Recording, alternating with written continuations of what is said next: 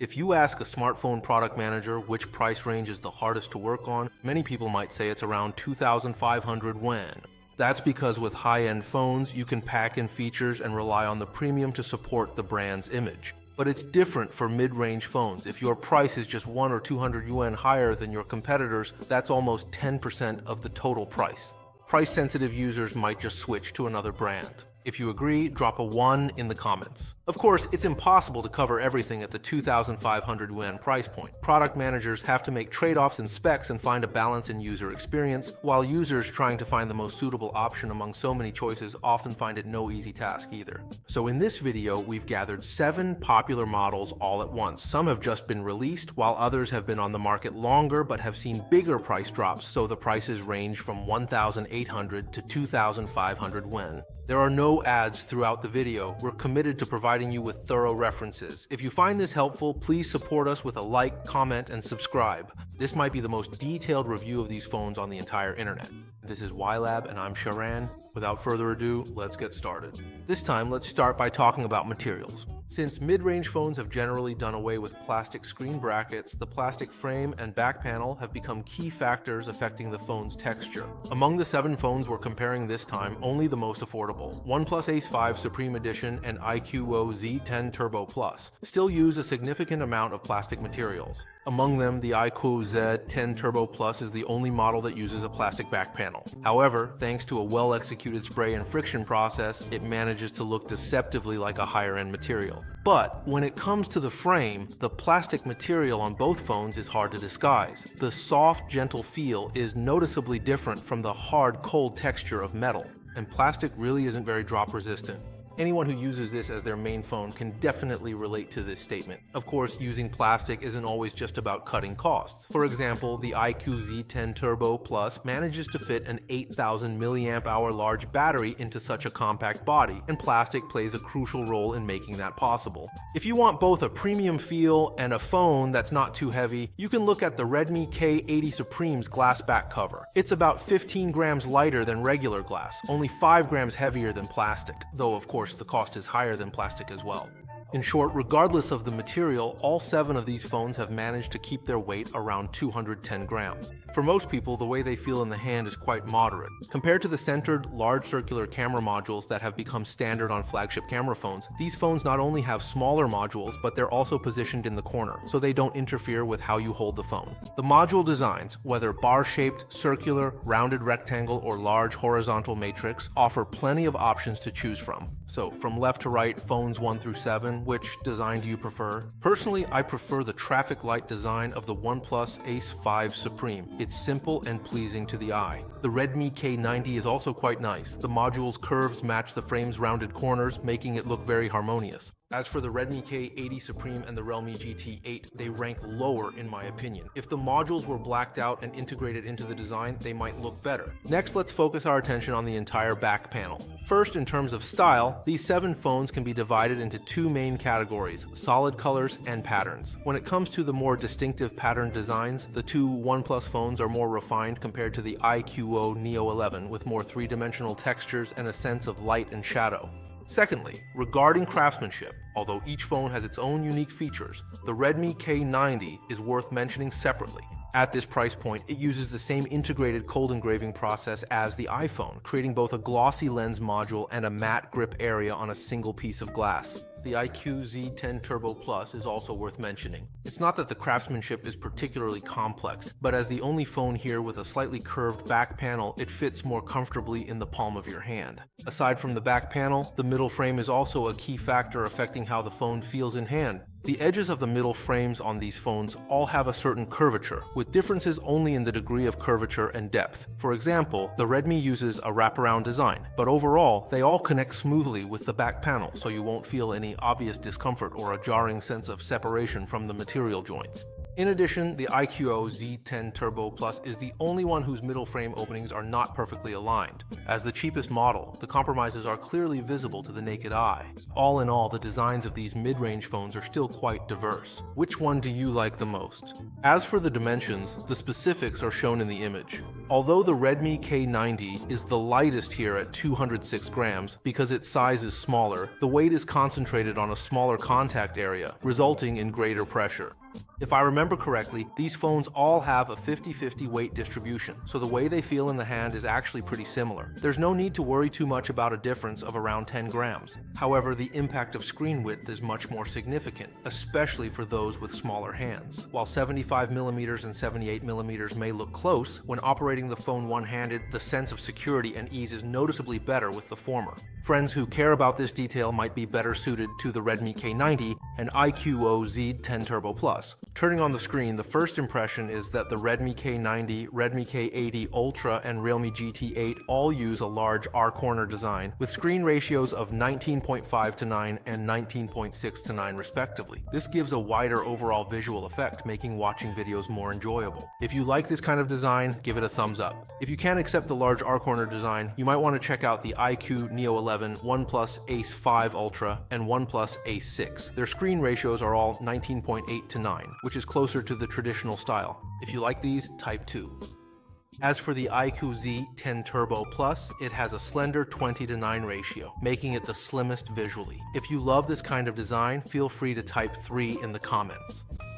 Although everyone has different preferences for screen ratios and corner designs, I believe no one can resist the harmonious look of equally wide bezels on all four sides. Phones like the Redmi K90, realme GT8, and OnePlus S6 have achieved this. As the latest releases here and also the most expensive models, they represent how products in this price range are moving toward more refined craftsmanship. Of course, refinement is not just about looks, but also about durability. The screen's resistance to drops and scratches largely depends on its glass cover. Among the 7 models, some use self-developed glass technologies such as Xiaomi Dragon Crystal Glass on the Redmi K80 Ultra and OPPO Crystal Shield Glass on the OnePlus S6 and OnePlus S5 Ultra, all of which claim excellent drop and scratch resistance. Others have opted for mature third-party solutions, like Nitro Glass on the iQOO Neo 11 and iQOO Z10 Turbo Plus, and Corning Gorilla Glass 7 on the Redmi K90. As for why it doesn't use its own glass, whether it's due to cost considerations or other reasons, that remains unknown. As for the realme GT8, there is no available information about its glass. When it comes to their durability, obviously more time and experience using them is needed before drawing any conclusions. If you're currently using any of these phones, feel free to share your experience regarding their drop and scratch resistance. Having looked at the surface of the screen, next let's take a deeper look inside. All 7 phones use domestically produced screens, as shown in the diagram. Here, the realme GT8, iQOO Neo 11, iQOO Z10 Turbo, and Redmi K90 deserve praise.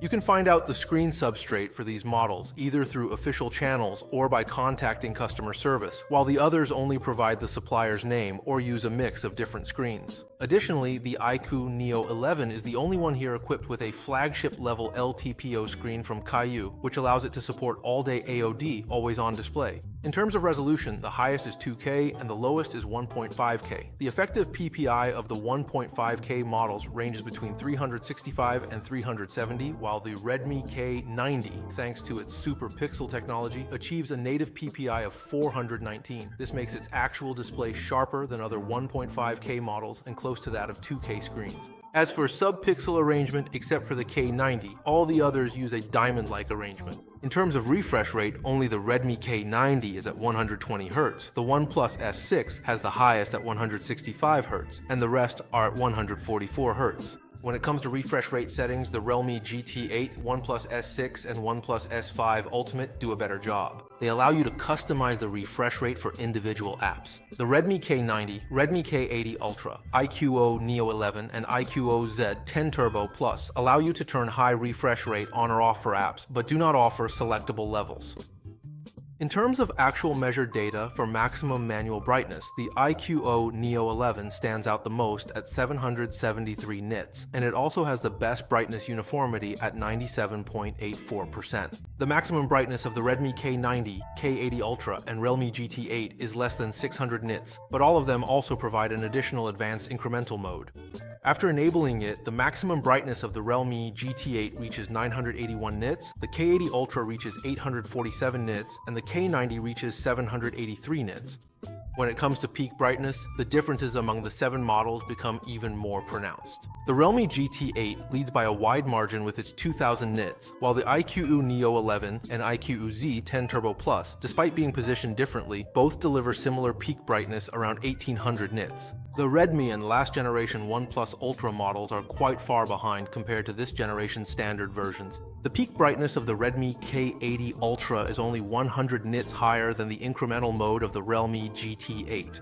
But this is understandable, since Ultra can also refer to performance in other areas like sound quality or the vibration motor. This is something the K80 Ultra will demonstrate in later sections. As for default color temperature, 3 models are around 7000 Kelvin, 2 are about 7300 Kelvin, and the rest appear even cooler and whiter at around 7600 Kelvin. Overall, these settings generally match the viewing preferences of most people in our country. The color temperature uniformity is quite good across the board, with the best reaching nearly 99% and the lowest close to 97%, ensuring visual comfort.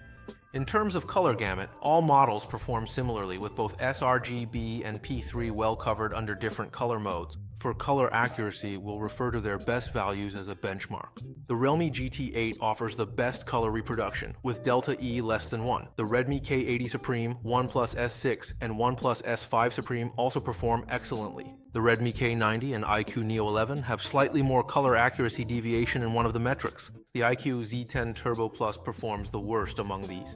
In terms of color depth, except for the 2 Redmi models which use 12-bit placeholders, the rest are all 10-bit. Finally, let's talk about eye protection. First is the blue light peak wavelength. Lab tests show that all 7 of these phones have shifted towards red light, basically eliminating the commonly recognized harmful blue light range. Next is dimming. By default, their dimming methods can be divided into 3 categories. First, models like the Redmi K90, K80 Ultra, and realme GT8 use DC-like dimming across all brightness levels. Second, the OnePlus S5 Ultra, OnePlus S6, and iQOO Z10 Turbo Plus use a hybrid dimming method with DC-like dimming at high brightness and high-frequency PWM at low brightness. It's worth mentioning that the low-brightness PWM dimming on both OnePlus devices is an even higher 3840 Hz. The last type is the iQOO Neo 11, which uses 2592 Hz high-frequency dimming across all brightness levels.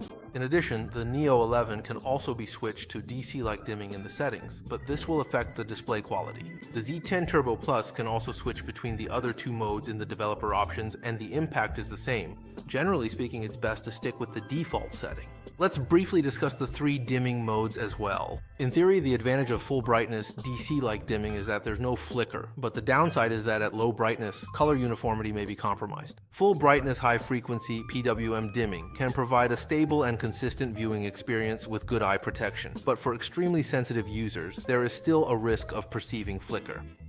The combined experience of high brightness DC-like dimming and low brightness high frequency PWM is balanced, but when switching between modes, there may be slight issues with color temperature or brightness jumps. With so many options, it's no wonder that some netizens always say LCD will never be a slave.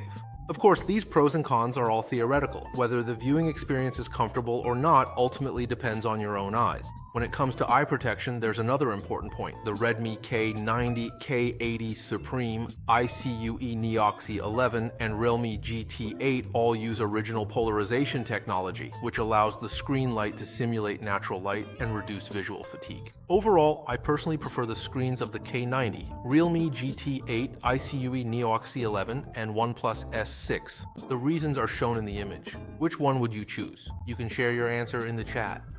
The configurations are shown in the image. Let's skip the small talk and go straight to the actual gaming tests. First up is the light load game Honor of Kings. With frame rates holding steady across the board, the OnePlus S6, iQOO Z10 Turbo Plus, and iQOO Neoxy 11 make up the top tier, excelling in both average power consumption and heat control. The The Redmi K80 Supreme and realme GT8 have higher average power consumption at 4 watts and 3.8 watts respectively compared to the other models, but the K80 Supreme has better temperature control.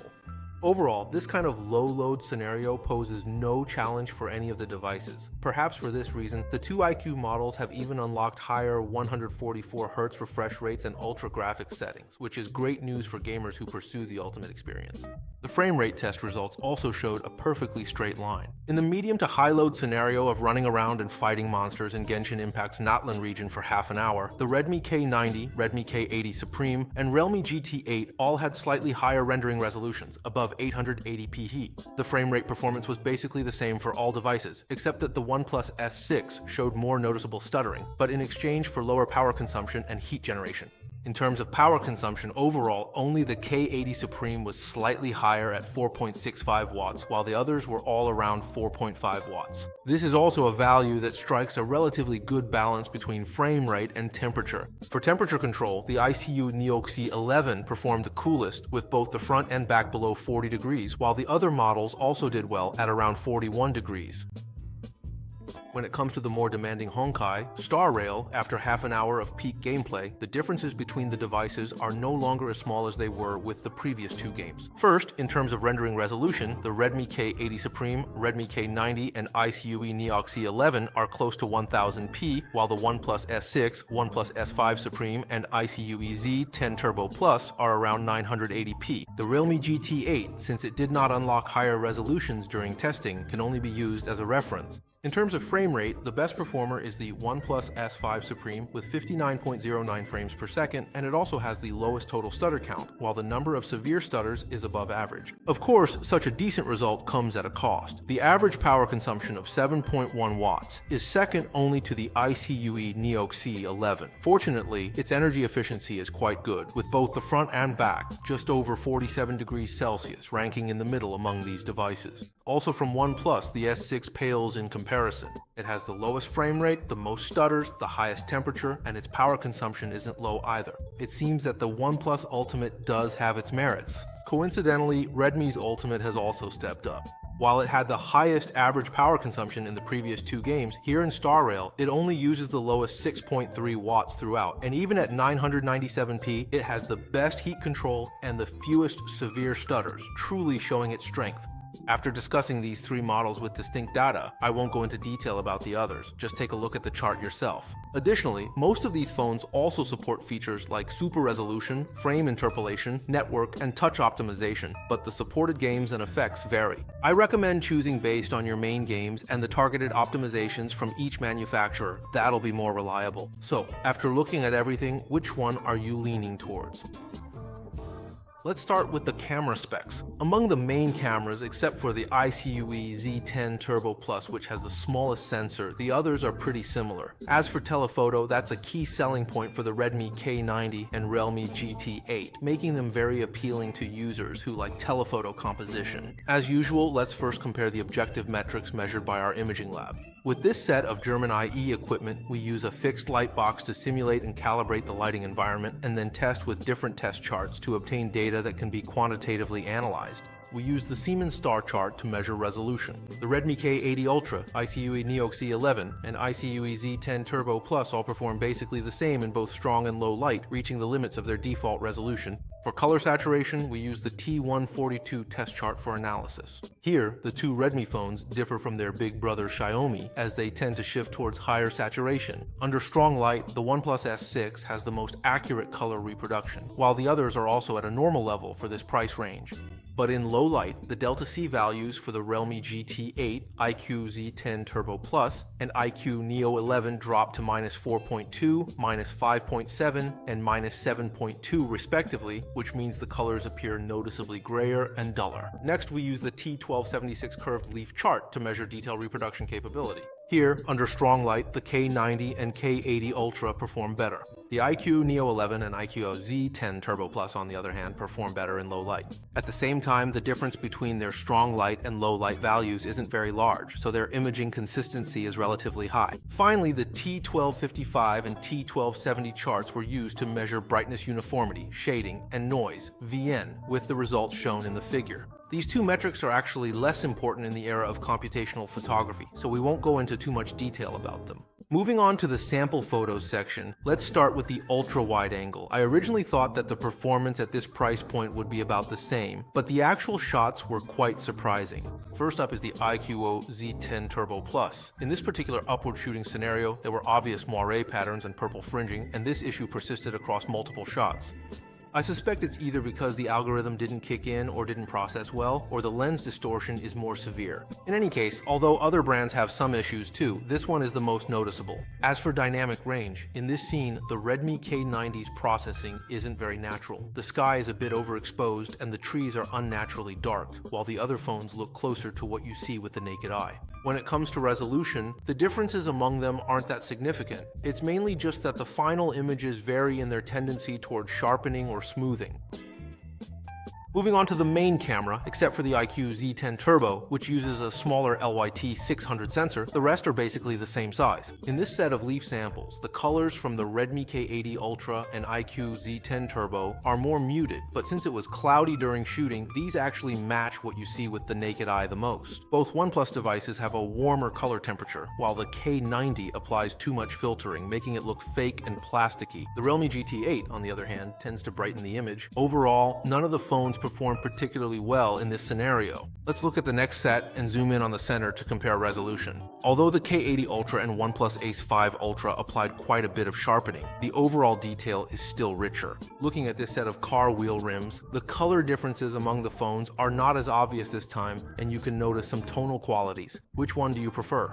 Switching to a street scene at dusk, the K80 Ultra, OnePlus Ace 6, and OnePlus Ace 5 Ultra all do a better job in terms of purity and detail retention in the distant buildings and sky. We also found another scene to trigger night mode.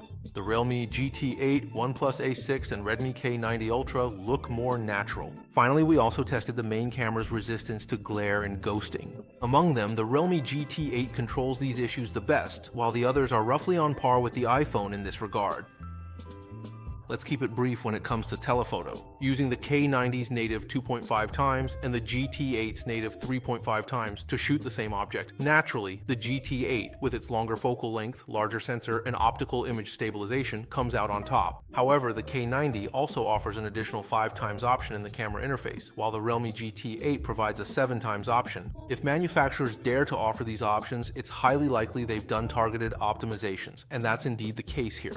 At 5 times zoom, the K90 manages to make a comeback through its algorithms, while at 7 times, it naturally becomes the Realme GT8's strong suit again. Overall, among the 7 devices, the Realme GT8 is the most comprehensive and well-balanced. It covers a wide range of focal lengths, excels in both main and telephoto, and offers the most watermarks, which adds to its emotional value. It's also the only phone here co-branded with the camera manufacturer Ricoh GR, bringing a unique texture and color style.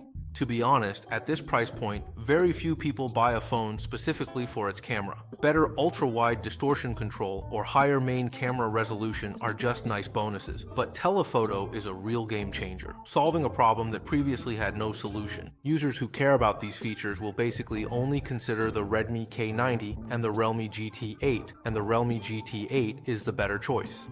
In terms of battery life, in our 5-hour endurance test, the K80 Ultra had the most remaining battery. Then in the heavy load loop test until the battery ran out and the phone shut down, the K80 Ultra once again took the lead with a result of 8 hours and 50 minutes. The Redmi K90, with its super pixel 1.5K display paired with the Snapdragon 8E, lasted 8 hours and 8 minutes until the battery ran out. Among the two 2K phones, even though the Realme GT8 has a smaller battery, it still outperformed the iQOO Neo 11 by 8 minutes. Overall, with these phones, most can easily handle a full day of heavy use. In terms of charging power, the OnePlus Ace 6 has the highest at 120 watts, while the iQOO Z10 Turbo has the lowest at 90 watts. The rest are all 100 watts. It's worth noting that the K80 Supreme comes with a 120 watt charger included, but it's 42 grams heavier than the charger for the OnePlus Ace 6. In addition, the charger for the iQOO Neo 11 uses a USB-C port, making it more convenient for blind insertion from either side, and it can be used interchangeably with most laptops, tablets, and other devices. Finally, we also compiled the third-party fast charging protocols supported by each device. If you have a charger that supports PD or UFCS protocols, you can pause here for reference. In our actual test using the original chargers to fully charge the phones, the results can be divided into 3 tiers. The OnePlus Ace 5 Supreme and OnePlus Ace 6 are in the first tier. One has a higher power output and the other has a smaller battery, both taking just over 40 minutes to fully charge. The Realme GT8, Redmi K90 Supreme, and Redmi K90 took 47, 50, and 50 minutes respectively, placing them in the second tier. It's not surprising that the iQOO Z10 Turbo, with its combination of a 90-watt charger and a massive 8,000 mAh battery, and the iQOO Neo 11 with a 100-watt charger and a 7,500 mAh large battery, took 61 minutes and 55 minutes respectively. Another point you might need to pay attention to is that among these phones, currently only the Redmi K90 does not support bypass charging, so when you charge while playing games, the device gets noticeably hotter. However, I also asked customer service and they said that bypass charging will be supported through a future OTA update. In terms of speaker layout, the Redmi K90, Redmi K80 Ultra, Realme GT8, and iQOO Neo 11 all use a symmetrical dual speaker design, with the 2 Redmi models featuring larger speaker openings, while the other phones use smaller openings or micro-slit earpieces. The speaker specifications are shown in the figure. The Redmi K80 Ultra is the most premium, using 2 1115 copper axis speakers.